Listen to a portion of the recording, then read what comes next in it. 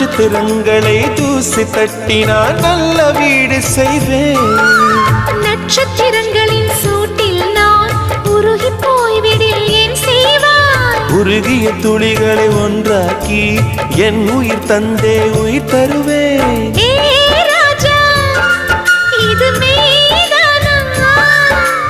ஏ பெண்ணே, தினம் நீ செல்லும் பாதையில் முள்ளிருந்தால் நான் பாய் விரிப்பேன் என்னை.